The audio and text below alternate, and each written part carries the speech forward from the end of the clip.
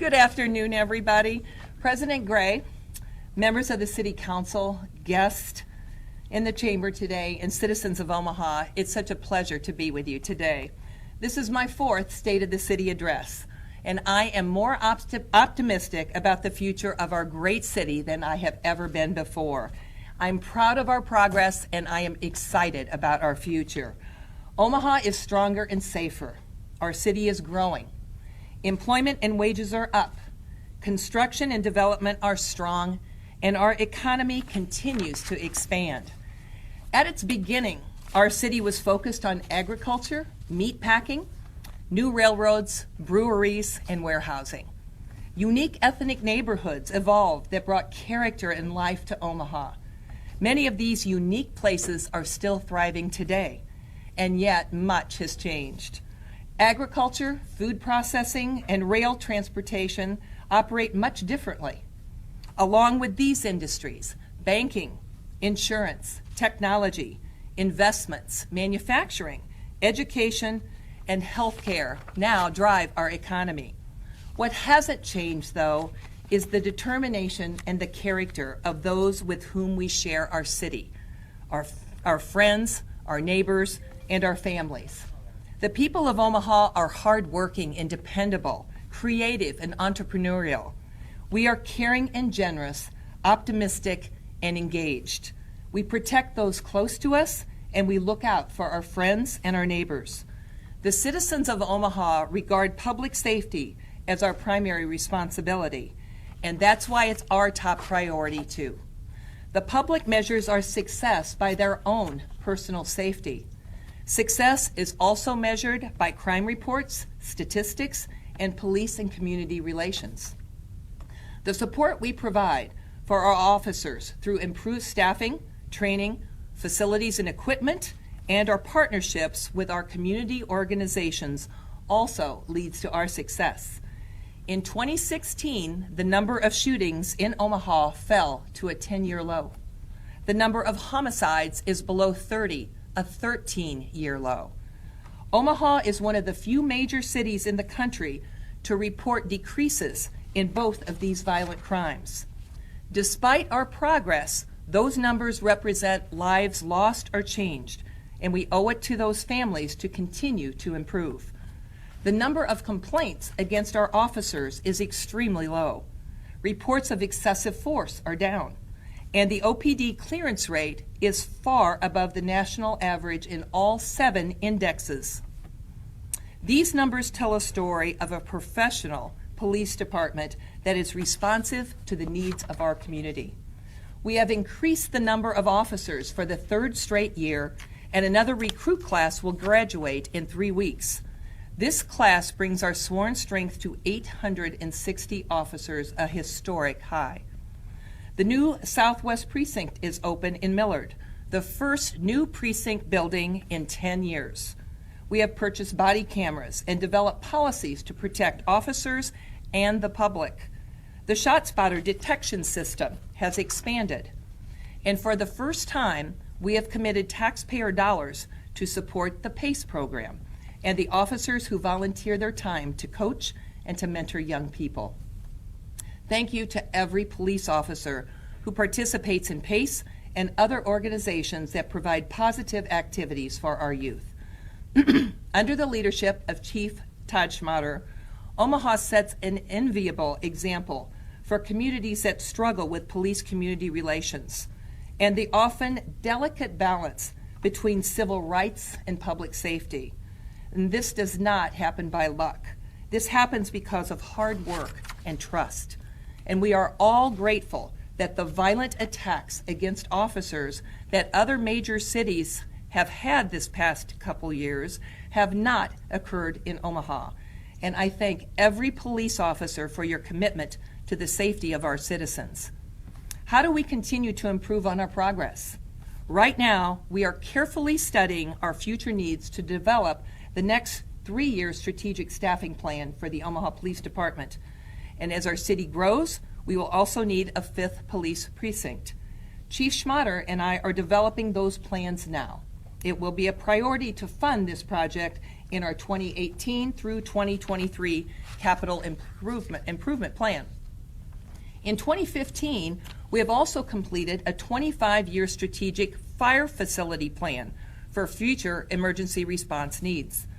It shows that we will need to move 2 aging fire stations and build 3 more stations to address our continuing growth of our city and better respond to emergency calls.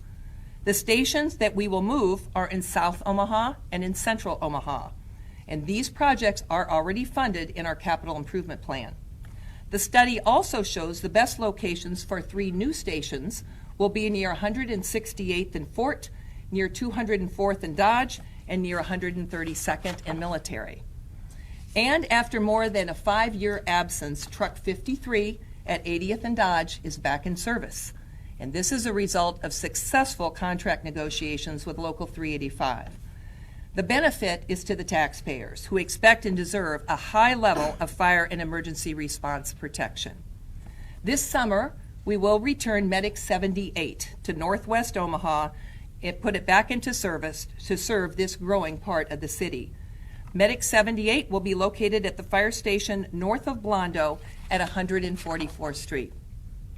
The important station alerting systems in our fire stations will be replaced this year, and we will graduate yet another firefighter recruit class. The men and women of the Omaha Fire Department understand and accept the risk and rewards of public service, and we are committed to providing the resources and training and support that they need. We also depend on the strength and support of our neighborhoods and the community partners we have that are focused on making Omaha better. One such organization is Omaha 360. 360 is affiliated with the Empowerment Network, and its goal is to reduce gang and gun violence. Every Wednesday afternoon for the last 9 years, dozens and sometimes hundreds of member organizations meet to work on programs to keep our neighborhoods safe. 360 is a valuable partner. Some of its members, including founders Willie Barney, Vicki Quates Ferris, and Jamie Andrews Kemp, are here today. Will all the 360 partners please stand so we could thank you?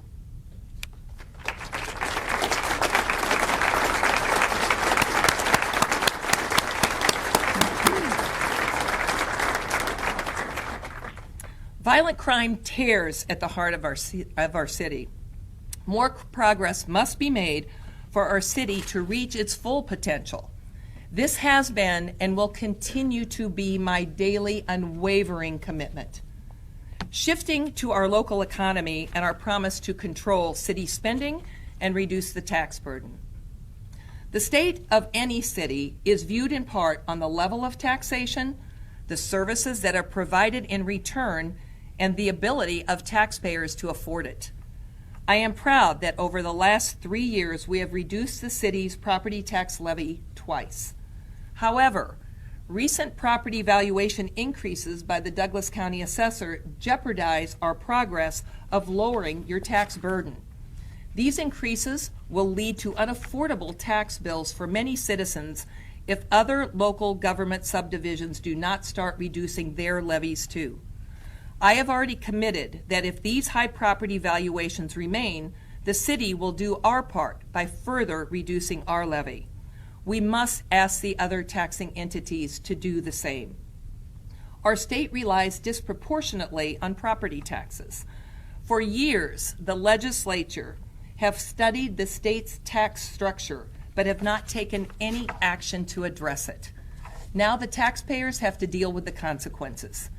Until the state addresses this long-standing disparity, I pledge to offset these wild swings as much as we can by controlling spending and further reducing taxes. We have made tremendous progress lately in restructuring and improving union agreements that provide pay and benefits to our employees and provide for their retirement. This is still a significant issue for the future of our city and for all taxpayers that live in Omaha. And it is also very important for our employees. After a career in public service, retirees need a stable program that they can count on, one that is fair and balanced and strong. And as you know, we recently reached a tentative agreement on the police union labor contract. Following the adoption of that agreement, all city employee union agreements have been renegotiated, improved, and approved during my term as mayor. These agreements benefit the employees and they benefit the taxpayers. And our bond rating companies have said unsettled labor contracts affect our bond rating, and we have now addressed that. It is also very important to note that the number of years remaining to fully fund our unfunded pension balances has been cut in half, and that is certainly good news. I'm proud of our city employee unions and our work together to adjust salaries and benefits and pensions for the employees that serve us all so well. In a few weeks, we will close the books on 2016, and we expect to report another healthy end-of-year surplus. Managing the budget is my responsibility from the first day of the year to the last. In each year of my term as mayor, we have kept the growth of the general fund at 3% or less and still expanded many important city services.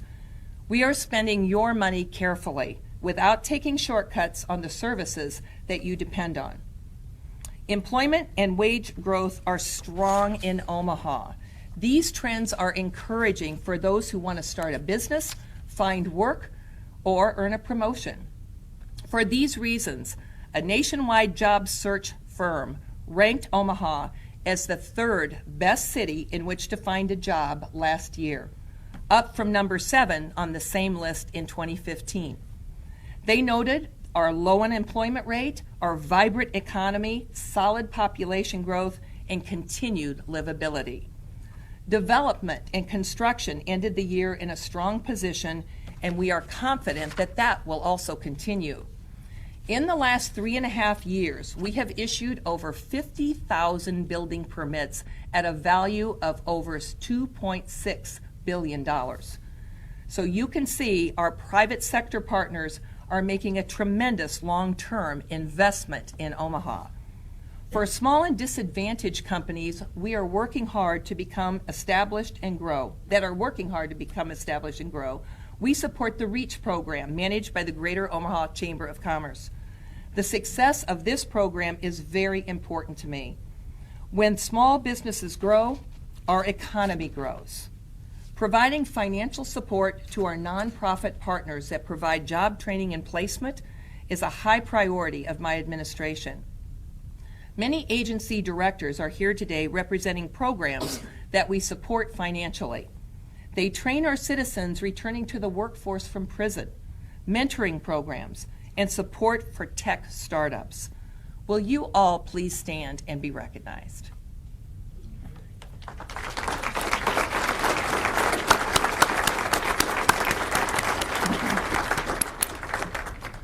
Our largest commitments are to Heartland Workforce Solution and the Step Up Summer Job Program.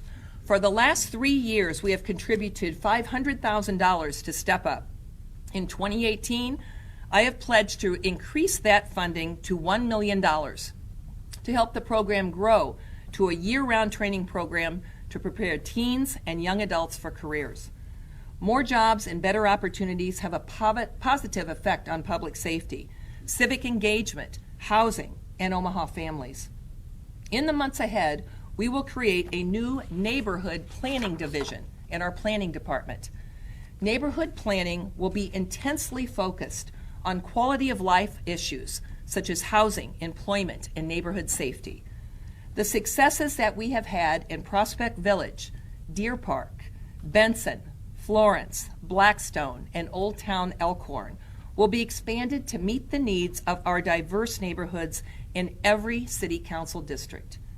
Strong neighborhoods build strong cities, and great things happen when citizens and city leaders work together to make neighborhoods safe and accessible and connected. Omaha is increasingly recognized as a great place to raise a family, start a business, pursue an active lifestyle, and enjoy retirement. We excel on national lists for young professionals and entrepreneurs. In fact, a November survey ranked Omaha number 6 in the country when measuring cities' millennial population growth. This group of entrepreneurs, employees, artists, parents represent Omaha's future. And I would like to recognize an organization leading the way in this area. The Startup Collaborative is designed to increase the chance for startup companies to be successful. With us today is Erica Wassinger, co-founder of the Collaborative, and Nathan Preheim, representing the Greater Omaha Chamber. Would both of you please stand and be recognized?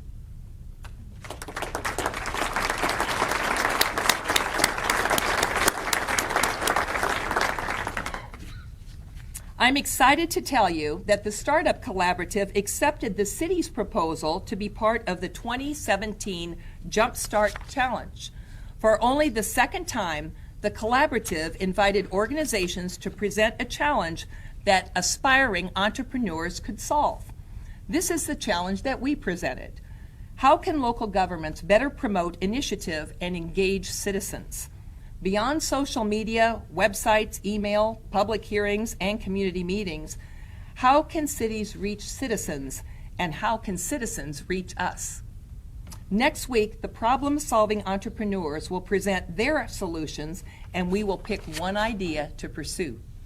The entrepreneur earns $2,500 in seed money to create a product to benefit local governments. Already, the Startup Collaborative has helped dozens of high-tech, high-growth software startup companies. Our challenge could lead to the next successful business, and that's pretty exciting. I'm sure you agree that there is little city government can do working alone. Public input is essential, whether it's by email, testifying at a public hearing, attending a town hall meeting, or volunteering for a city board or a commission. Since my last State of the City report, I have appointed a new Human Rights and Relations Board, a Citizen Complaint Review Board, and I created 3 new advisory groups: millennials, veterans, and LGBTQ+. Our citizens volunteer for these appointments. Many are in the audience today, and I thank you all for your willingness to serve. Our relationships with our strong nonprofit, business, and philanthropic partners allow us to leverage resources, vision, and expertise. Their support has been overwhelming. And this is exactly what we are doing on large-scale developments in projects such as Lot B, right across the street from CenturyLink, the Jean Leahy Mall, the Capitol District, the Human Service Campus, the Civic Auditorium site, the Arts and Trades District, Midtown 2050, Exarban Village, the new South and West Farm developments at Boys Town, and the ConAgra campus. Well, that's quite a list. And I'm proud that I can help these developers with all of these new projects. The best policy for future development is to work with our business and our philanthropic partners, and that is what we have been doing. Using the Downtown 2030 Master Plan as a guide, we will see some incredible changes downtown, some in the very near future and some in the next few years. The master plan is a prime example that involving partners and stakeholders, it will lead to future successes. Cities are defined by their unique features that make the city more livable, enjoyable, and appealing. I believe the work underway now with our community partners will reinvent our waterfront, and it will lead to a fully developed and exciting destination that will become our city's lasting signature in the future. It is exciting, and Omaha will be proud of the results that we are working on. The link that ties all of this together is a transportation system that is safe, efficient, reliable, and well managed. This, of course, begins with taking care of our infrastructure. Since I took office, I have doubled the amount of funding dedicated to street resurfacing and repair to a record nearly $11 million. I have appointed a citizens advisory group to help develop a new policy to replace unimproved streets. And this work is underway, and it will be completed by the spring. We are committed to alternate transportation, like our expanded partnership with Heartland B Cycle. To help the bike sharing program grow, the city purchased the bikes and the stations. Heartland B-Cycle continues to manage the program. Our agreement will lead to more than 300 bikes available at 70 stations around our city. The bus rapid transit system is on schedule to open next year, connecting downtown to West Omaha. And I believe that we need to move forward with a modern streetcar. The vitality of our downtown and the midtown depends on it. The potential of better connections to our downtown, midtown, large employers, and civic attractions is exciting. The district benefits in employment, housing, entertainment, and commerce. They're without limit. A streetcar has been studied in Omaha for decades, and it's time to advance a concept for public input and approval. Our financial analysis is complete, and we believe that we can pay for a streetcar without a property tax increase. I will appoint an advisory group to study the financial options and make a recommendation so that we can proceed. This project needs a mayor who says, let's move forward. So let's move forward. My goal is to see a modern streetcar as early as 4 years from now. On the monitors today, you will see the homepage right there of the new city's website. We have completed a total redesign of our entire site. We started several years ago with my website, and then we moved on to every city department. You will find many new features to make it easy to find information and to communicate with us. You can apply for a building permit or a license online through our Acela system.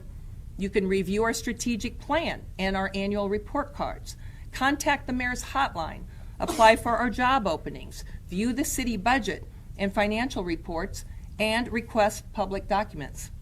The final feature is the city's checkbook, and it will be online next month.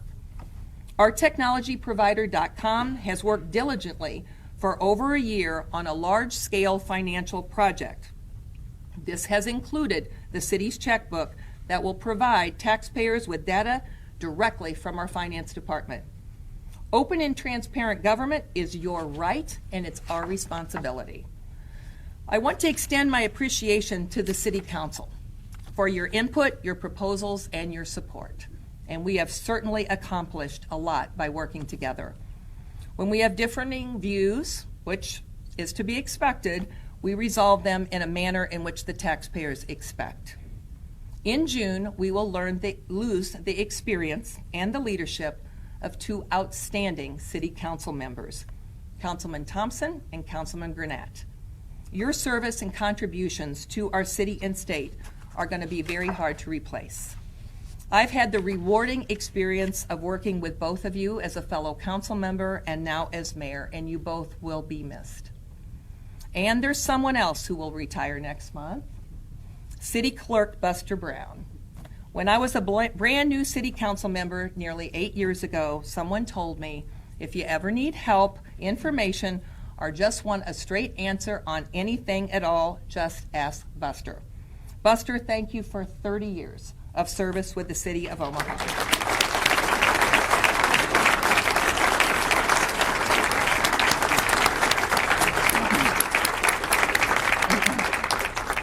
You have been a tremendous asset to our city and an excellent steward of the public's business.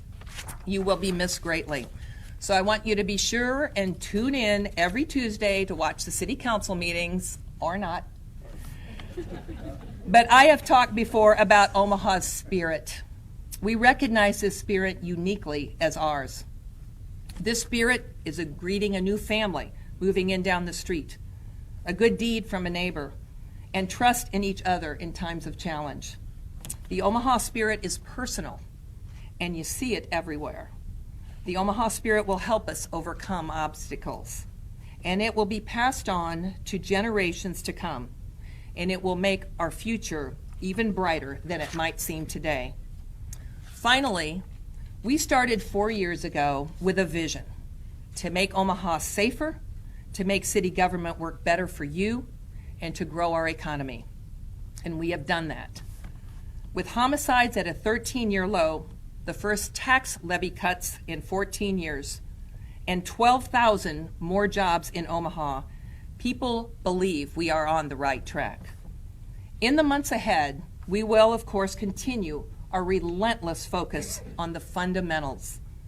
The goals and vision that we are working on now for the future come from you, the citizens of Omaha. We want a more inclusive community, greater neighborhood support, innovative transportation systems, job training and support, working with our partners for an even more vibrant downtown with a new riverfront as our signature, and our top priority, an intense focus on public safety to keep your family, your neighborhood, and our entire city safe. As I said in the start, I am proud of our progress, and I am very excited about our future. Thank you all for being here today.